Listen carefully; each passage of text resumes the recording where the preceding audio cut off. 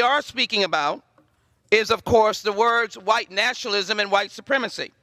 For it is clear that the FBI makes a direct point between dehumanizing and derogatory comments which come from white nationalists and white supremacists to the idea that it generates, as you have heard here on the floor of the House, it generates the death of Dr. Martin Luther King.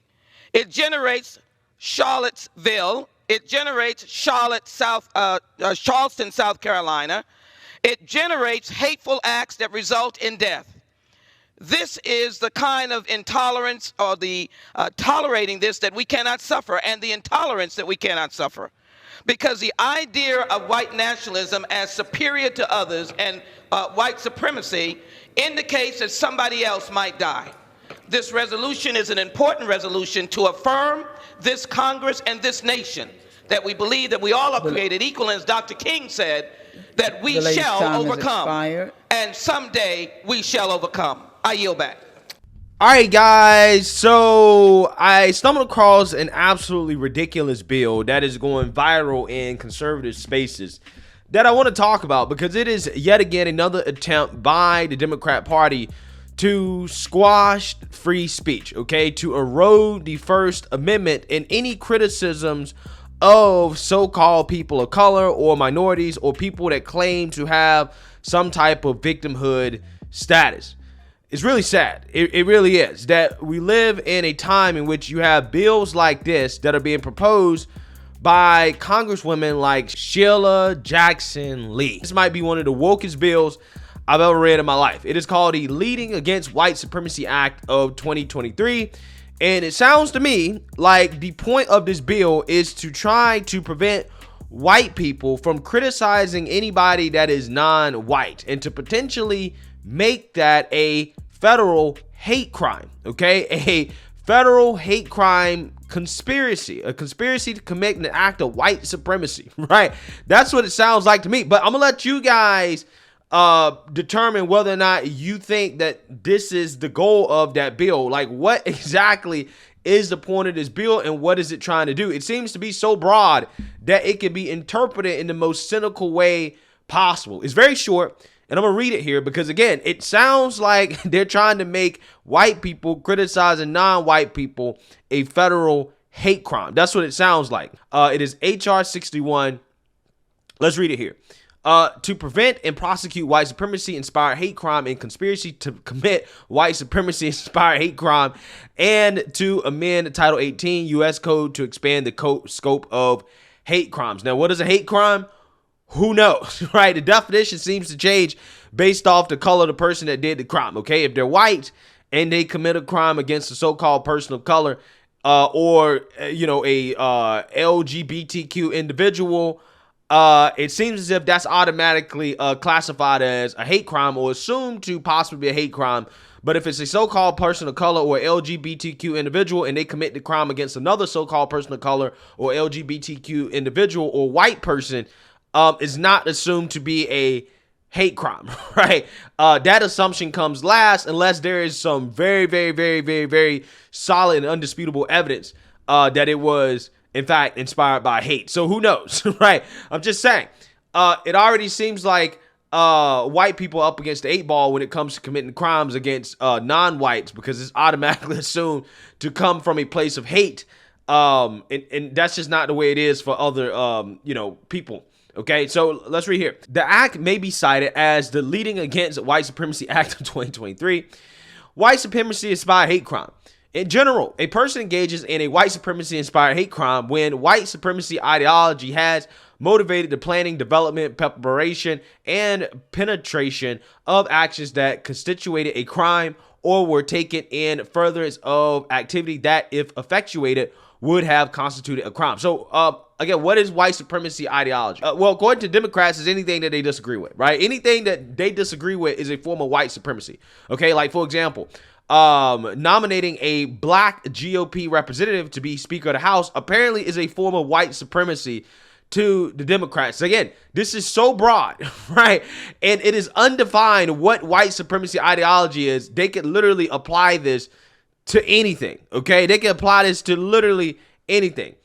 A conspiracy to engage in white supremacy, inspire hate crime shall be determined to exist between two or more persons engaged in the planning, development, preparation, or perpetration of a white supremacy inspired hate crime, or between two or more persons, at least one of whom engage in the planning, development, or perpetration of a white supremacy inspired hate crime, and at least one of whom publish material advancing white supremacy, white supremacist ideology, antagonism based on replacement theory, or hate speech that vilifies or is otherwise directed against any non-white person or group, and such published material was published on a social media platform or by other means of publication with the likelihood that it would be viewed by the persons who are predisposed to engaging in any action in furtherance of white supremacy inspired hate crime, or who are susceptible to being encouraged to engage in actions in furtherance of a white supremacy inspired hate crime.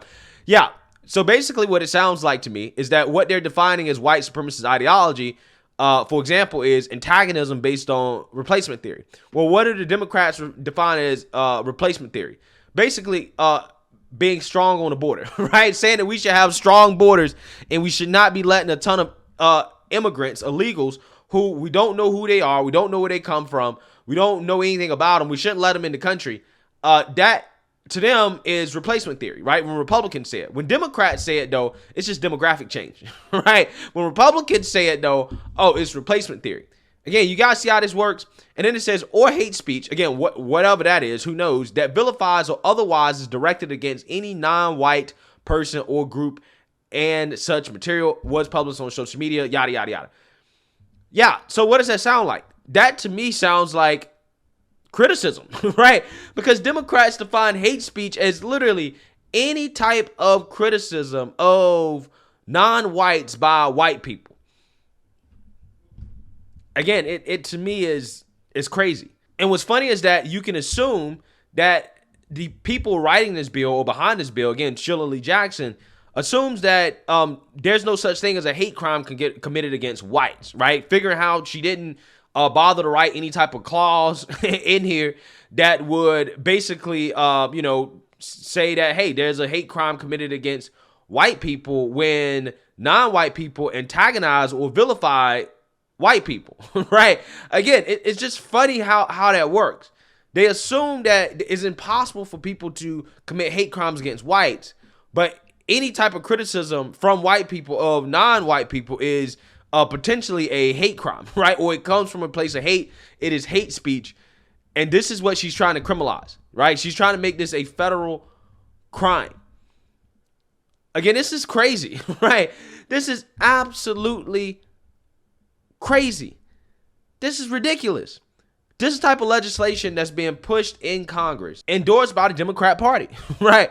This is what's happening. This is what they're endorsing, which is funny because this could be used against them, right? I could say that, well, any criticism from a white liberal of a black conservative is hate speech, right? That's a potential conspiracy, right? If two or more people are engaged in this stuff and then at least one of them is, criticizing a black conservative, maybe that's a form of hate speech. Maybe that should be a federal hate crime, right?